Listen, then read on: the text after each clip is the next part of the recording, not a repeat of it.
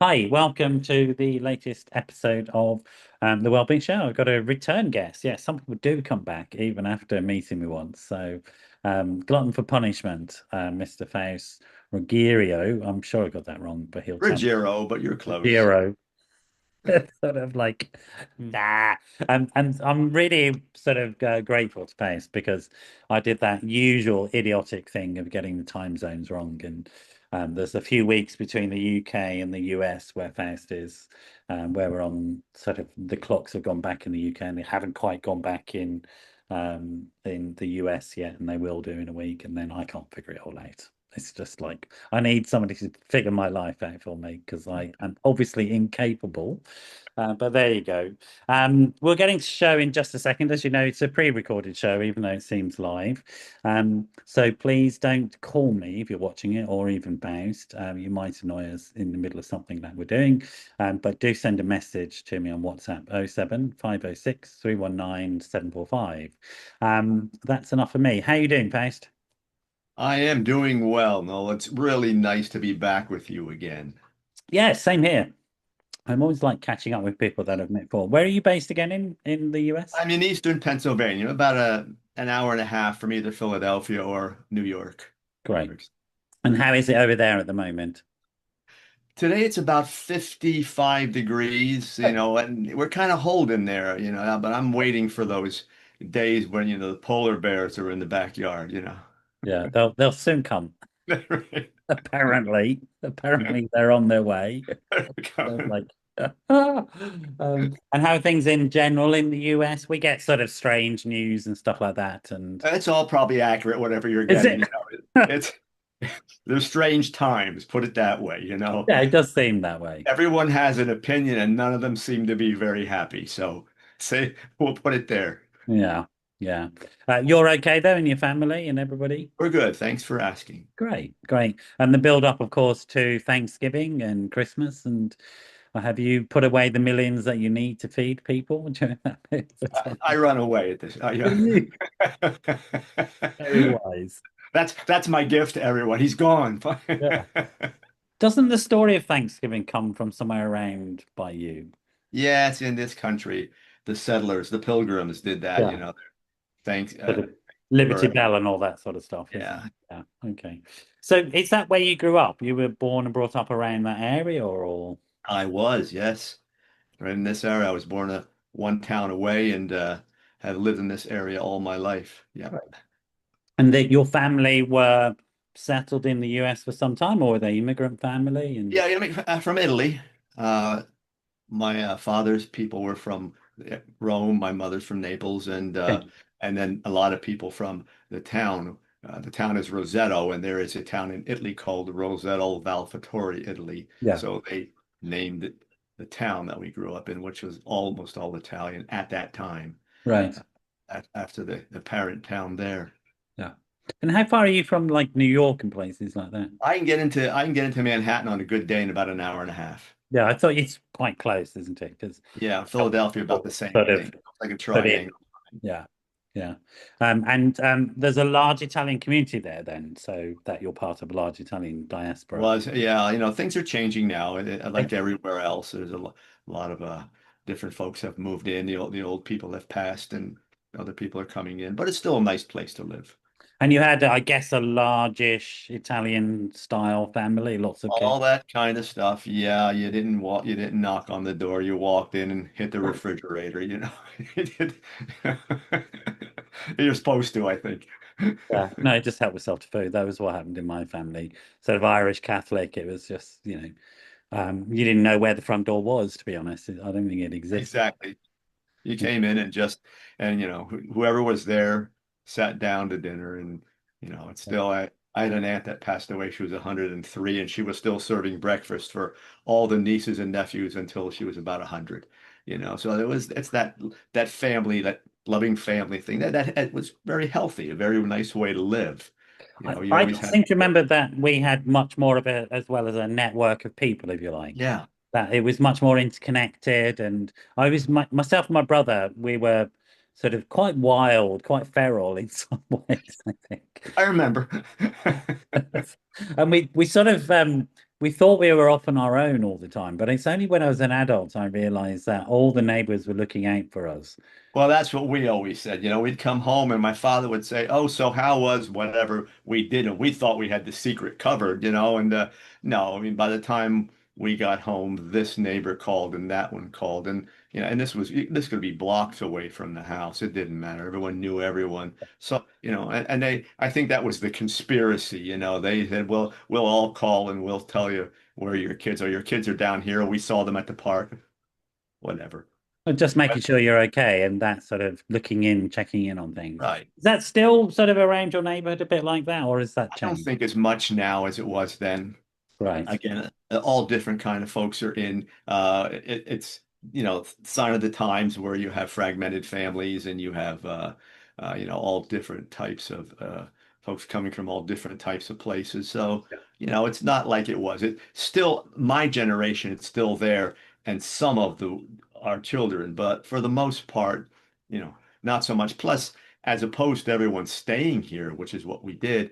Yeah. Now the world opened up, so Yes. kids graduate, they go to college, and they go get a job in another state, Yeah. another country, maybe. Yeah. And you sort of enjoyed school and things like that, and I guess it was a sort of good experience, or Yeah, for the most part, it was just your yeah. average typical stuff. Yeah. Yeah. And what did you do at school? What was your sort of career? Give us some sense of what that journey Well, was. when I was a kid, I was the one everybody came to talk to, so to speak. I was a listener, so I just gradually gravitated into psychology, and that's Yeah.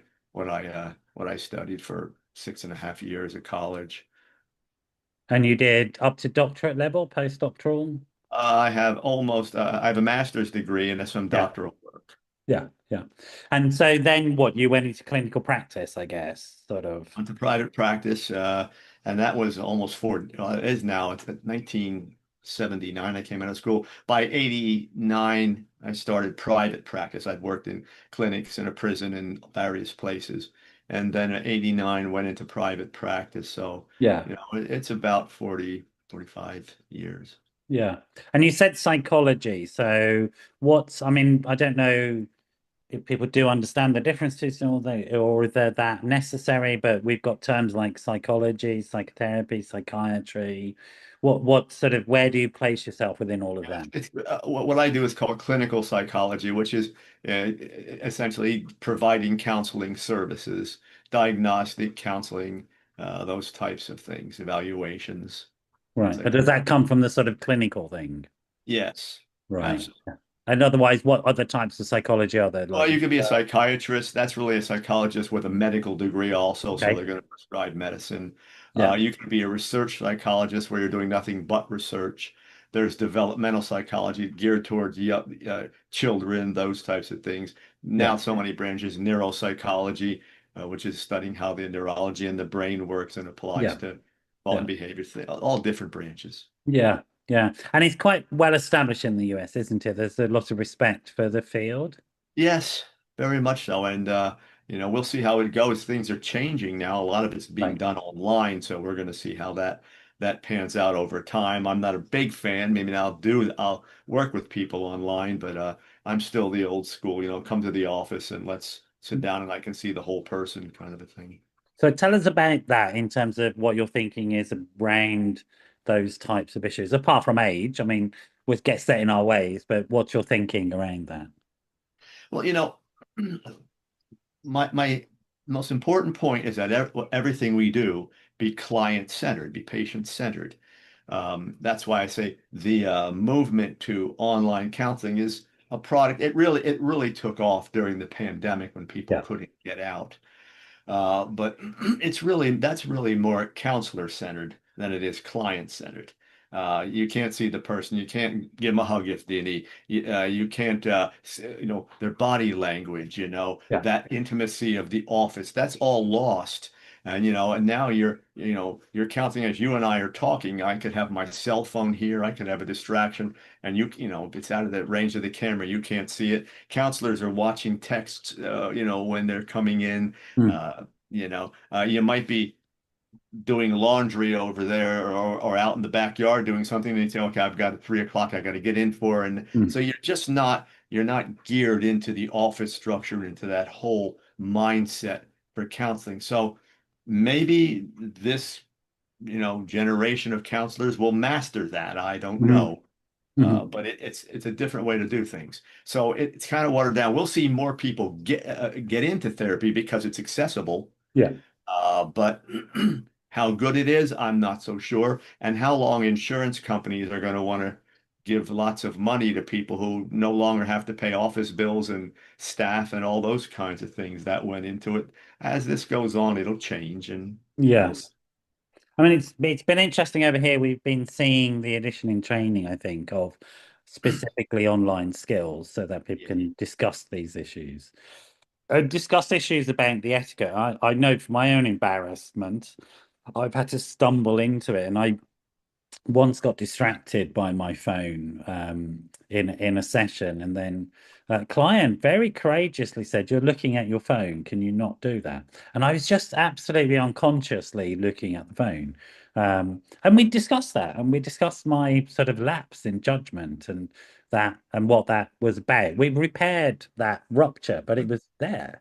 It was definitely Well, and we need to train people. If we're going to go do this online, then we really have to do what we did traditionally now applied to online counseling. We have to now be able to, have classes in this. How do we there. do this? What are the right ways to do it? What are, let's train people to do this appropriately. Yeah. Cell phones are an addiction. We know this. So Mhm. if that doesn't mean the counselor doesn't have one. So the Yeah. counselor may sit down, they're counseling someone and then they're not answering the phone, but every now and then you see this go on when the little beep or little tone goes off. Mm. And if I'm talking to you or you're talking to me, and I do one of these, and the communicative process is broken for it. There's a pause Yeah. in that, and Yeah, well, people. there's an interruption for sure, Yeah, yeah. definitely. I mean, I guess it's here to stay, and we have to look at it in terms of, how it's going to be used and all of that. And we have if it's going to be here, then we have to embrace it, and we have to be able to say, okay, since it's here, then let's provide the training Yeah, so we don't have people going in blind to do this. yeah, Uh, we have all different levels, people that are, licensed psychologists, people have been doing what I've been doing for years, and we have people who come in with a coach's certificate that they took for, 6 weeks or yeah, 2 months or whatever, and they're doing the counseling we're really not we're doing them a disservice. We need to say, you know what, let's train to do this, and at least train in the approaches so that you know how you want to deal with your people, because it's kind of like you're one removed from the office here. You and I, we are as we all always say across the pond from each other. yeah. And I have people that I counsel in different countries, See you, right. yeah, and I'll say, geez, I'd love to work with you. I've seen your work, and can I work with you? And once we get the time zones going, we're doing that, but Don't talk to me oh. about time zones, Faust. That was a little zinger. I thought you I wouldn't catch saw it. that. I saw that. I was like, yeah, you got me. So tell me about in terms of your career, when you are sort of thinking about it, you might have some times when you sort of, what would be the sort of narrative you would say about your career so far? It's obviously still ongoing. Do you have a story about how you understand it, how it's grown and developed? Oh, sure. People ask, why did you get into this? And I said, well, Yes. Why did you get some into this? people say, well, I'm going to try that or I'll choose this. This chose me Did it? for years ago. That this, I'm the guy that loves being in service of other people. I love to help Right. people. I love to listen to them. Uh, I don't solve their problems. I just help them get there, give them the skills they need to do all those things. And I've always loved it. Um, so did that. I did that in a number of settings, and then went private practice and did that. I said over 40 years. I've counseled in prisons. I do employee assistance programs and for major corporations. So it's I've been able to spread out and do a lot of different things. Hmm. And then when I was 2017, 16, I said I think I want to write a book. So I took a year off and I studied the publishing industry, so I knew what it was like, and I was going to do the right things when I get there. 2019, we published the first book, and Hmm. uh, it took off since there. We're six deep with a seventh in development and planning a documentary on trauma, on the Las Vegas Wow. shootings here in Yeah. Yeah. United States. We had a fellow who carried people out of there for 6, 7 hours, 8 hours, whatever it was, and then went into PTSD himself over it, Of course. Yeah. and uh, came through it. Is now uh, talking to people across the nation. So we're working on a documentary possibly Wow. on that event. So, it's not just counseling, it's branching out into so many other service areas. So, I keep myself really uh, tuned into things. And I like it that way. And yeah, I mean, you're that sort of person. You don't like to be sort of necessarily labeled. It's Right. you're interested in what you're interested in, and that Mhm. dynamically changes over time. Um, Right. it sounds very much like you're committed to the field, as it were. You're a healer. That's what you are. And then you follow those interests, right? Exactly. And that, and people look, I get this all the time, how do you do this? How do you separate the work from, I said, well, it's not, I don't have that. Yeah. It's all the same to me. Yeah, no, I get that. If you're really, uh, empathetic about people's lives and you really love them, it's all the time. So it's not something I have to shut off, and it's not something that wears me down. I'm 70 at this point, and I'm still doing all this stuff, and I'm still energized from it. So it doesn't tear you apart if you learn how to balance your life. And I'm going to come back to that sort of thing. I mean, there's interesting questions I think sometimes people have about private and professional life of therapists. I'll come Mhm. to that in a second. But a question that sometimes people have asked of me, and I'm interested in your response is, don't you ever get bored of people, Noel? Don't you ever get bored of listening to people?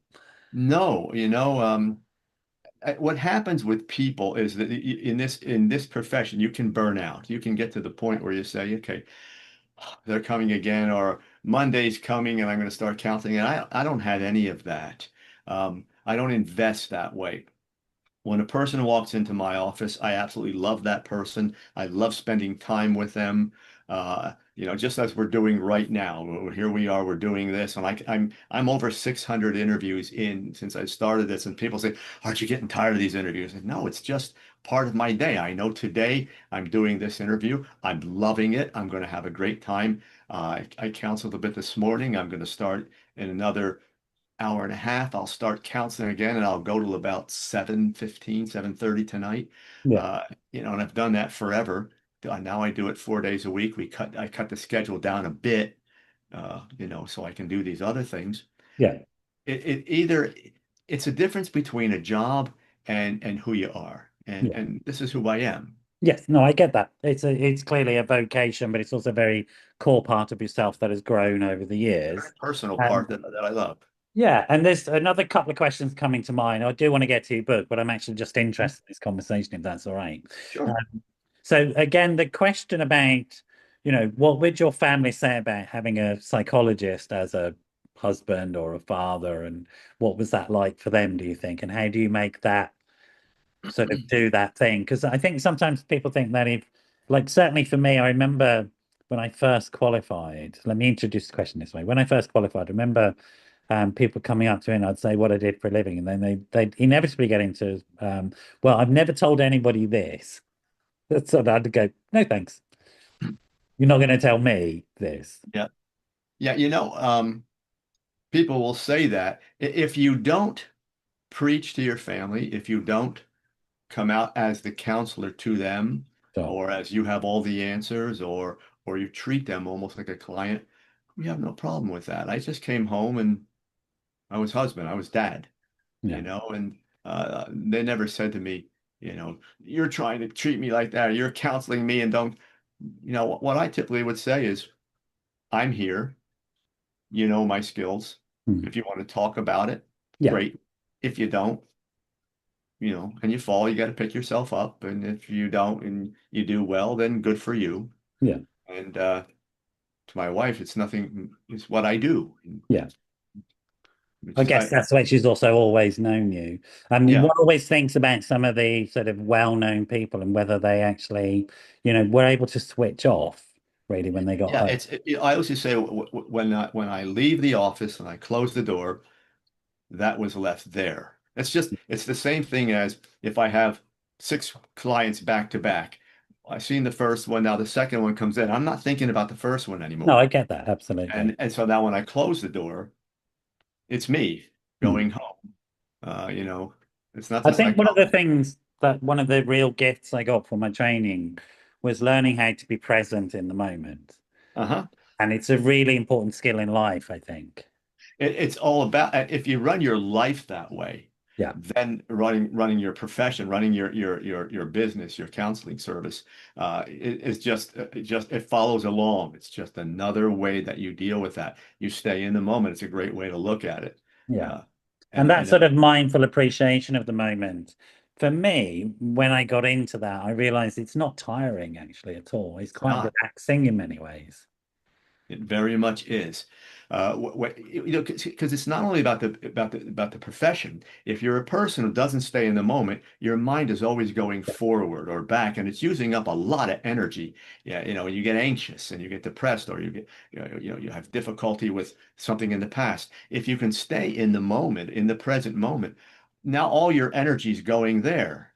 When the next person comes in, all you're doing is it's a repeat of that process. Yeah. And when you get home, the psychologist hat's off, the husband dad hat's on, and you're in that moment.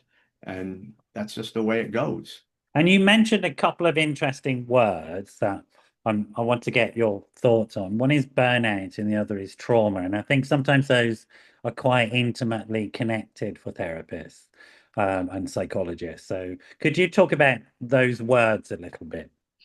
Yeah, I remember being in graduate school and one of the professors saying that in his opinion, there were two types of people that get into psychology: those that want to fix the world and those that want to fix themselves.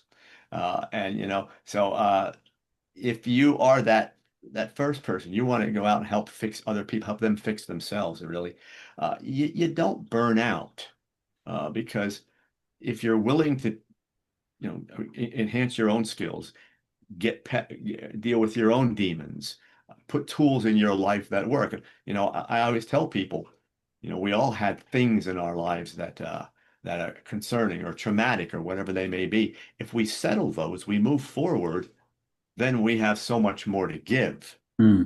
So, yeah, those are very, very intimately interwoven of those two. And there's definitely something, isn't it? I mean, there's current research, always research emerging about sort of help seeking, but also help giving behavior and being sort of the volunteerism, helping people out who are less fortunate than ourselves. That actually we get that repaid to us psychologically many times over when we do that. Well, that's the key. You're really, the person isn't paying you back. If you're looking for that, that's a problem. You really learn how to get that from the process that you're going through. Mm. That process is what really invigorates you. Mm. And I tell that to people in my teachings, in my book. In my books, I always say you need to work. We all need to work from the inside, not be looking for repayment or someone's notoriety and look at all that stuff. We need to get that inside. I remember no, my first book. I wrote this thing. I was so happy. I couldn't Yeah. wait for to see it. Now the author's copy comes in the mail. I open up, I look at it, and nothing. I felt nothing. And then I realized it was not about this. It was the process. It was Yes. me Yeah. No, I investing get in that whole thing. This is now done. Amazon and whoever else has it, and I'll do interviews and it'll go where it goes that. in the Lord's hand, so to speak, and that's the end of the story. And so that's my thing is I'm not looking for repayment. I'm not looking for the notoriety. I'm looking for the process. I like the Yeah. work. I love it. I mean, I think people who write books, there's something desperately wrong with them. I wouldn't go Right? anywhere. We're all nuts. There's something nuts about it. That's my professional psychological opinion. We're That's nuts. that's right. I agree with you. Absolutely. That's the diagnosis. Huh? Which is a DSM-5 TR, wherever it is Nuts. diagnosis. That's right. It's in there somewhere. Sort of, there's a subsection for authors, which is a dark subsection. Um, so you also mentioned a word, sort of getting out of the joking, but sort of thinking about this word trauma, and also I want to contextualize it in the context you gave us about living in a country where gun violence is sadly the norm and seems to be on the increase, and how you manage as a human being. So, first of all, tell us what trauma means to you as a psychologist. Well, it's really an event, something that hits you at one time, or sometime it's a process that continues. That really, I always say it comes in, takes over your entire world, and it creates a sense of victimization Yeah. where the trauma's over and you are now continuing in the process. And you either operate as a victim because you believe it, your the way of thinking about yourself has changed. Your confidence and your faith has gone down. And for some people, it hits on a physical level, neurological level, Mm. where now you're even dealing with some brain alterations because of the trauma. Mm. And what does it look like clinically when it presents? It different for different people. Could be acute anxiety. They could go into depression where they just can't move. Um, for some people, it's anger. Mm. Some people manage it very well and clandestine behaviors come out. Mm. But for most people, it really ties back to the always to that past event. Yeah. And and your life changes at that point. So your perception of everything coming into your world changes because the trauma is something that's still directing the way you think and feel and behave. And I guess most people do understand these days are aware enough to understand that event-based trauma makes sense. PTSD because you're a soldier or you're a first responder or you're in Right. a car crash and your life is under threat some way. But what do you mean by process-based sort of It's interesting. People think when they say trauma, my God, I was I was there when the bullets were flying, and or that's event that hit. But how about a child brought up in a home right? where they're being abused routinely, maybe into teenage years, Hmm. and then they get out. Well, they've been traumatized all their life. Some of those might be severe, some of those would be very, very subtle, and made to look as though it was normal. Yeah. Uh, so now that person is also traumatized. And I've heard that called various things, developmental trauma or complex PTSD. Compound, yes. Yeah, what do you prefer? What's a sort of term that you would use? Or I does it think the not one matter? we're seeing complex use a lot, which Right. really is that that one that has the developmental, as you call it. I like that term also, where it progresses. For me, the best term is progressive trauma. Where Okay. Yeah, yeah, yeah. that really defines it. It really says something Yeah, I about it. like that as well. That's a really nice way of saying it. Because it Yeah, has that sense which I have, which it isn't a thing. It's an evolving experience. right. Because That's as what long as the person has that adaptation, they're going to continue to adapt with it as their personality and life experience grows. And what happens in both types, but particularly in the progressive trauma, is that an identity is built. This is who I am. Yeah, There was a study they did with, of all things, with cats, where one was the victim and the other one was the predator, so to yeah, speak. And the victim would always come in and just be doing this. So they were set up and ready. And when the predator saw it, attacked. But the other cat who wasn't coming in like that didn't get attacked. So yeah. what happens is the person takes on a victim identity Mhm. and assumes that things are going to happen and often doesn't realize they're putting themselves in position to continually be traumatized or at And least do some victim. people adapt in a more sort of aggressive, maybe perpetrator role as Yeah, protect trauma themselves. victims? Absolutely. Right. And that's where we see, things you might have sexual abuse and we say, well, they become sexual predators. Yeah. Well, you've learned it and you've normalized it, but for some people, it's also retribution, And misguided. just so because it's in the news and stuff like this, um, do you make a distinction between, say, somebody who has compulsive sexual behavior and somebody who's a predator? I guess you do. You have to, yes. Yeah. Compulsive sexual behavior may be pornography and Right. sexual intercourse, those things that you seek out that are things that are accepted versus the predators that are hurting people. There oftentimes are, in their definition is abuse, is anger, is to hurt someone.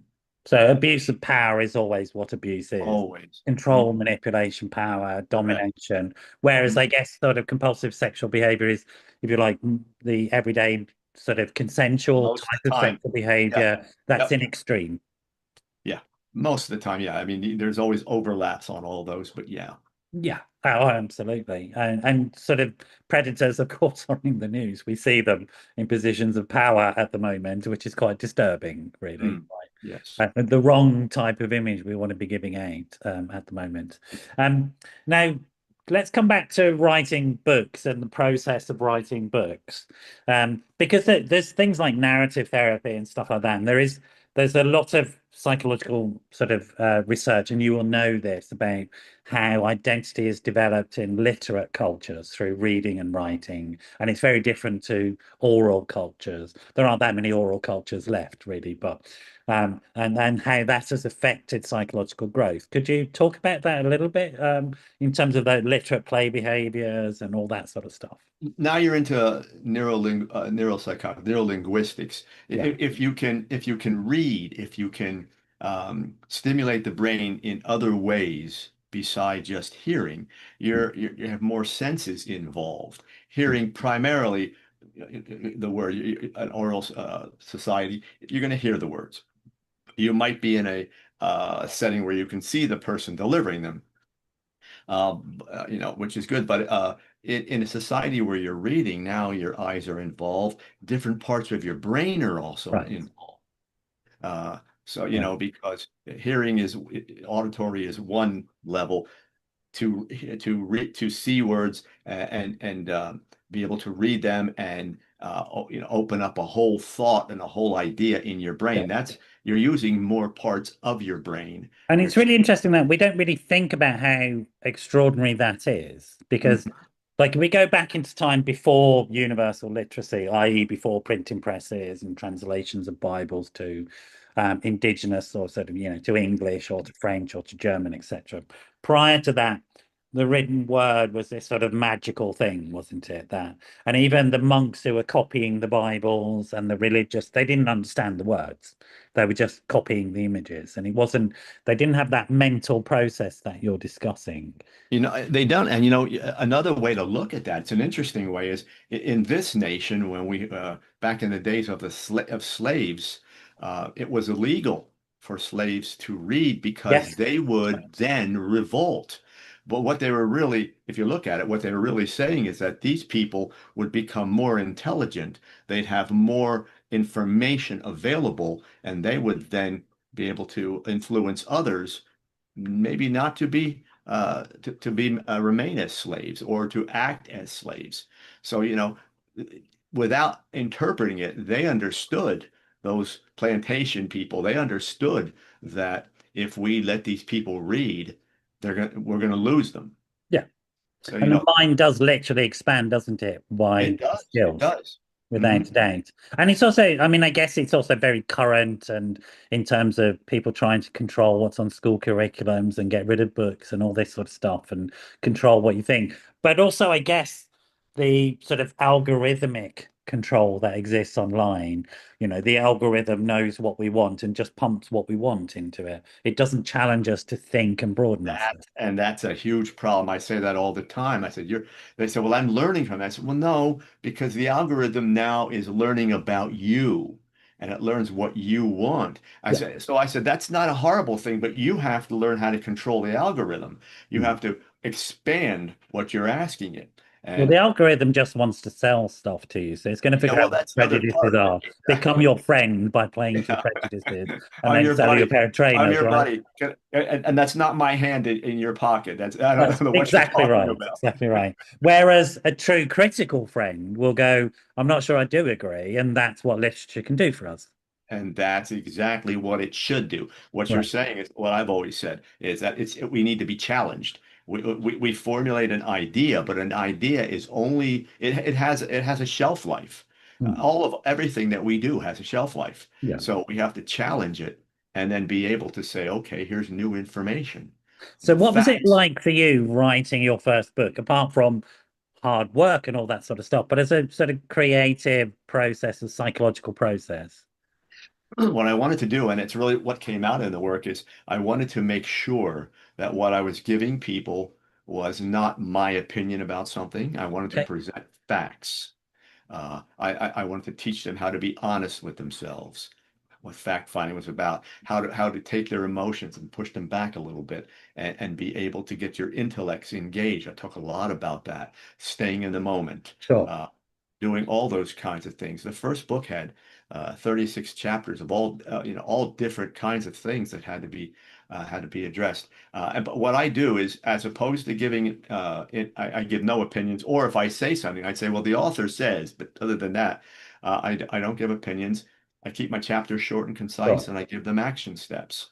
Yeah. So let's be functional about what we're doing here. Try this, and you're going to see some And in changes. some ways it is. I mean, obviously there's a reality and an emotional sort of reality. So the emotional reality, I guess, is something along the lines, I can't hide. I'm putting it out there. I'm putting a bit of me out there, and then people can tell me whether that's right or wrong. And that must be, I mean, even if you're very confident as a human being, that's still got some vulnerability attached to Oh, it. absolutely.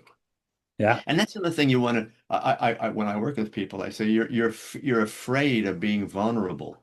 Yeah. You know, let's tear it apart. In anything you do, let's tear it apart. If I put this out there, and I not that to be personal things about, but just my opinion about something, someone may react to it. What's the worst that can happen? Yeah. I'm not going to come and get you, but you may have to pull back and say, "Oh, I was wrong." And if that hurts you, that's concerning. You should be able to say, "Oh, I didn't think about that.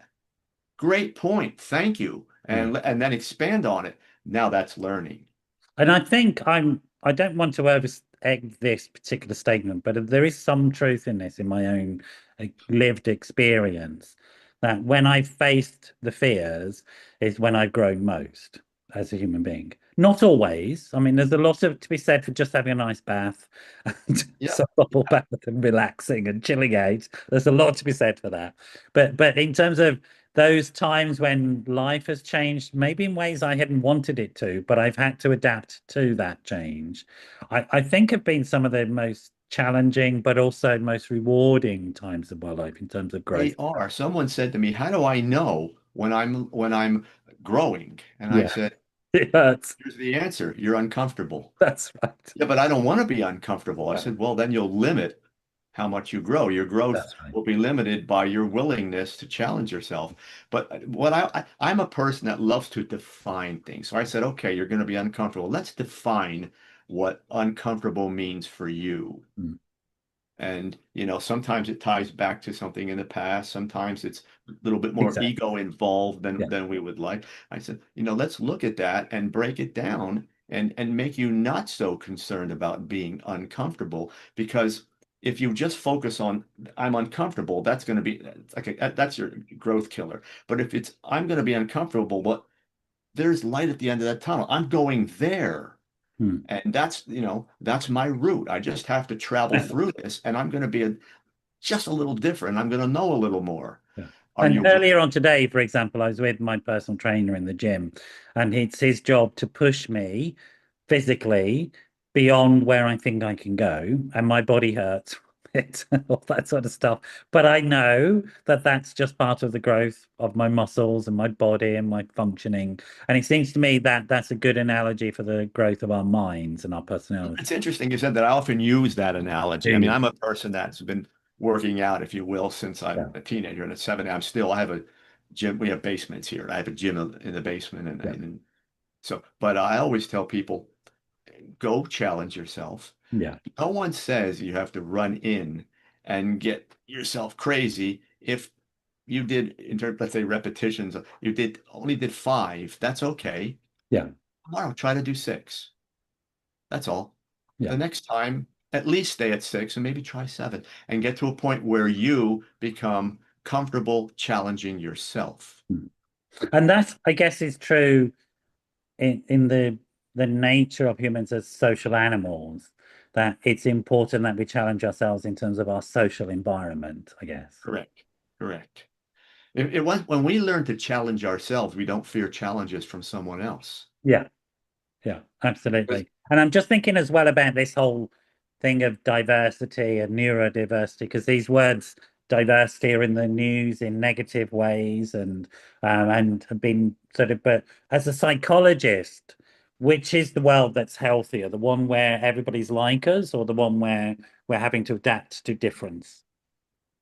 I think growth is motivated by change. Right. The issue we have is that we don't approach it on any side. The growers, if you will, or the stagnant. We don't approach it. We try to force things on each other. We go into modes of change without a plan. You Yeah. know, I'm a stickler for people saying when I work with people, what is your plan? We want to change. You come to counseling. I have a plan. Yeah. Otherwise, why would you come here? So I think that it's a balance between the old and the new. It always is. I always say life is like a pendulum. You know, it wants to be balanced, and we keep pushing it, and that's okay to push it, but then we have to let it come back to center so we catch Exactly. our breath, look at it, assess what we're doing, and make the necessary changes. We have a tendency to push that, and we want to keep it Yeah, that it's way. like when you're doing reps in the gym, you do have to put the weights down and let your body recover a little bit. Exactly. And that's the way life is. We want to institute small changes. Drastic changes never hold. They never take hold. No, They're I not meant agree. to hold them Small up changes that can be repeated are more effective than big and changes lead that to the can't be bigger repeated. steps. Exactly. It's that progressive nature again, isn't it? Yes. Progressive change rather than big Right. change. Um, Right. so we are, because I know you have to go to a meeting because of me getting the time scale, the Oh, time zones wrong, and I'm aware that we're running out of time. I could just keep going, but I do want to get to the latest insane project of yours, which is the latest book. It's sort of, you haven't learned your lesson yet. You're still writing them. What is I'm wrong with still you? I'm still beating all of you up with my words. So tell us the title of your latest book. The last book is the Fix Your Internal Language Handbook. So say Uh, that again. the Fix Your Internal Language So the Handbook. Fix Your Internal Language book. Yeah, So, it and is. what on earth does that mean? I mean, well, people like to call it self-talk. It's what we talk to ourselves in our brain. And Doesn't it's that mean there's something wrong with us if we're talking to not a ourselves? bit. All of us do it. I Okay. love to ask people, do you talk to yourself? Yeah. Never. I said, well, Never. you You think look with me up if language. I admit How it. does your brain work if you don't think, if you don't use That's language? right. Exactly. Exactly. So of course you do. All I want to do is help you create a more powerful intellectual experience. Phase out the negative stuff because a lot of that internal language is negative. I'm So mad some at people this talk person. about the internal critic.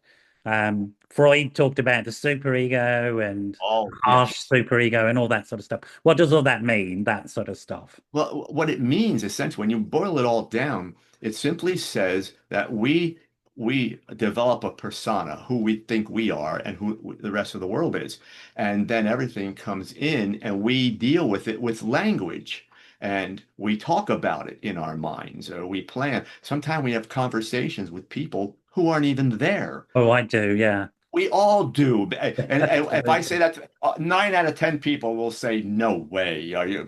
I'll go to them and say what I'm going to say, and I said, Yeah. "No, Yeah. you Yeah. Yeah. really won't. You'll at least rehearse it in your brain before you get Oh, there." yeah. Oh, absolutely.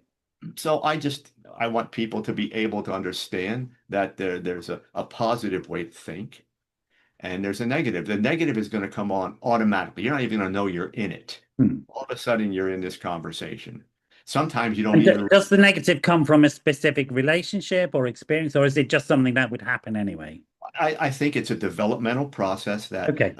it doesn't just one day we went negative, unless, there's a break of some sort. But basically, it's what we've always done. First of all, we've always talked to ourselves. So that's why we don't know we do it because it's natural. It's always been there. It's autopilot, if you will. Yeah.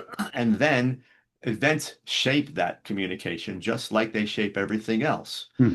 So if we're brought up in a very positive environment, we tend to be more positive in that. If we've had trauma, if we've had bad experiences, then it changes a bit. And if we keep that going internally, not only may we continue to experience bad things, we may actually instigate them, and we don't know that. And we all look at it. We have those So is people, there a relationship then between what we think and what we do? and that's the next part. If we think it, somewhere along the line, we're going to do something Okay. it, the way we're thinking of it, or our behavior will move in that direction. Okay. So, and And so negative that people, behavior either confirms or challenges those thoughts, I guess. typically it confirms them until someone else challenges or Right. some event challenges. And Yeah. then when we're challenged, we either going to acquiesce and move back and say, let me think about it, or we're going to push forward and fight. It's, fight or flight comes in there. Yeah. So, But are you suggesting then that we have more power over that internal dialogue than we we do. think that we have? Now we're back to just what you and I were talking before, conscious thought. Okay. That's how we control what we think. If we say, all right, I'm going to think about this. I want to have a plan. This is really, that guy really made me mad. I need to have a plan to deal with him, and I'm going to think about this or maybe talk to someone about it. That's one thing. If it just goes in our mind, I'm going to kill that guy, and you just get all this negative stuff, and now you start having negative conversations. Well, that doesn't go anywhere. And so how do you affect change in that? Is that, if it begins and you're negative, you stop it. You say, no, I'm not going to think about that. Okay. Make a decision. I'm going to think about this, develop that thought. So would you sort of work on the thoughts that are not very helpful for you, that type of thing, and Yeah. write When them I work with down people, or make a note I, of them? I have people define those thoughts. When they Okay. finally get to the point that they're there, I say, let's define them. Let's talk about that conversation. Yeah. Let's talk about what you're thinking and how you're doing it. And Yeah. let's and we Well, and it sounds like the book is very practical and helpful. It's going to yeah, help people understand their internal process and then work out a plan to change in ways that make them more effective, if you like. correct. Yeah. Absolutely. And That's does what that sort of not just effective in the world, but does that developing that capacity mean we feel better? absolutely. I have a young lady comes in and she said she does this, and she said, I realized about an hour after I was into this thing, I was exhausted. Yes. Yeah. Because again, your brain operates, it's your neurology. It doesn't just stay here, it goes through your entire body. Your nerves go through your body, your muscles. Your brain controls all that. So if you're feeding it with negative, intense energy, you're going to use up more energy and faster. Yeah. So will you be happier? Yes. And it's interesting. I mean, there is a thing called positive psychology, which you will know lots about. But it seems to me there's another thing, which is some people argue you should just have positive thoughts all the time, but you don't seem to be saying that. Well, and no one does. Right. We like to teach that. Negative thoughts just come in, and I just tell people, know that they're coming. That's like saying, gee, everyone in my world is positive. Well, we know the next person comes over might be negative and so we know they're coming. We know when we drive our car, somebody's running the stop sign or the whatever. We know this. So Right. to say, well, it'll never happen, I don't, because I don't want it to. No, what we do is say the thoughts are going to come back. Yeah. My brain is alive and dynamic. It will happen. So I have a plan that every time it does this, I redirect it. Yeah. I stop the thought, I redirect it, I develop a new thought. Yeah. What are we doing? We're training our brain to stop negativity, move into positive Great. energy, positive thinking. And we know that it's going to be there for the rest of our lives. So we'll keep doing this. And Yeah, this, because it's habitual. We can choose. correct. I don't have a big debate with myself about brushing my teeth anymore. I did when I was a kid, but now I've just been doing it for so long, it's fine. It's automatic. Exactly. And and that's a great theme. We are when we talk about change, we talk about evolution and development. It's all about the ability to put new things in our life to train our brain. Our brain is a learning machine. I keep saying those words. Yeah. It wants to learn. So we keep on training. And people say, well, it's so hard to do the positive. I said, let me give you a little proof here. You've been thinking negative all these years. Yes, I have. You trained your brain. So you proved to yourself you could do it. That's All you're right. doing That's a now great way is of saying it, Faust. right. Love Now that. we're just going to change I the love training that. Yeah, program. That's all. exactly. That's a beautiful reframing. And it's a beautiful place in which to stop. I know you have to go because you've got another meeting. Before you go, though, tell us the how people get hold of the book. Have you got a website? Where can they buy it? Yeah, you can. Best place to find me is on my website, faustruggiero.com. Yeah. All the books are there. But they're excerpts from all the books, so people can actually come and say, "Oh, that's how he's writing. I like that. I don't like it. Whatever they feel." Um, media interviews are there. There's a contact link if people want to contact me, and I do get back to people. Super. Well, that's fantastic. I know you've got to run off. I've kept you a little bit longer than. Oh, Thank you that's so okay. much for your flexibility today. I really appreciate you staying and joining me. It's been great to catch up with you, and I wish you well. You stay there while we finish, folks. I hope you found that as useful and interesting as I do.